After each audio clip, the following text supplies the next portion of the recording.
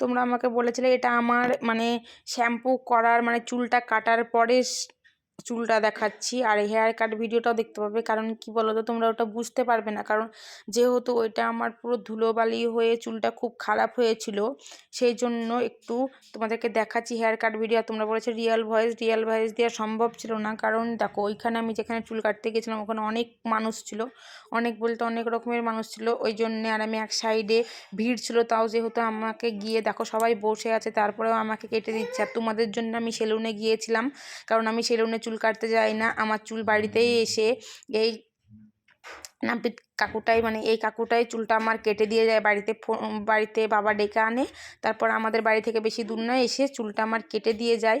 আর দেখো কীভাবে জট পেকেছে, বুঝতে পারছো চুলটা কতটা খারাপ লাগছে দেখতে। কারণ হচ্ছে মায়ের বাড়ির ওখানে গেছিলাম, ওইদিকেও আমার চুলটা নোংরা হয়েছিল, আবার রাস্তাতে প্রচণ্ড পরিমাণে ধুলো উঠছে, ধুলোতে পুরো চুল খুব খারাপ হয়েছিল, মানে জোরটা ছাড়াতেই পারছিল না। ওই জন্য আমি বললাম একটু করে ধরেই কেটে দিতে। কারণ কি বলতো, এই চুল যেটুকুন খারাপ হয়েছে ওইটা শীতের সময় খারাপ হয়েছে। আমি চুল এই দেখো কদিন পরে আবার শুরু করবো এটা ওটি চুলে দিয়ে, আর ওই চুলটুকুন বাড়িতে আমার বেশি দিন 1 মাস সময় লাগবে না, 1 মাসও লাগবে না, কিন্তু পুরো চুলটা আমার হয়েছিল। তোমরা ভালো করে বুঝতে পারবে হয়তো, কাটা চুলটা একটু দেখো খারাপ খারাপ লাগছে, আর শ্যাম্পু করার পর তোমাদেরকে চুলটা দেখবে বহুত তফাৎ, দেখে মনে হবে না। ওই জন্য বললাম যে একটু করে ধরে ধরে চুলটা কেটে দিতে, কারণ চুলটা খুব খারাপ হয়ে গেছিলো।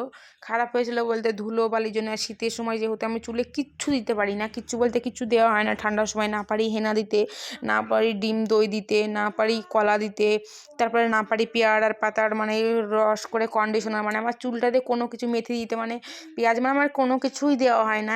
গরম পড়েছে, এবার চুলটাকে মানে ঠিক করতে হবে। চুলটা আমার একটু ভালোই খারাপ লাগছে, আমি দেখে মানে ক্যামেরায় দেখে বুঝতে পারছি যে একটু খারাপ হয়েছে। হ্যাঁ আসলে নোংরা হয়েছিল সেই জন্য আরও বেশি খারাপ লাগছিলো, পরে শ্যাম্পু করার পর দেখলাম না অতটাও খারাপ হয়নি।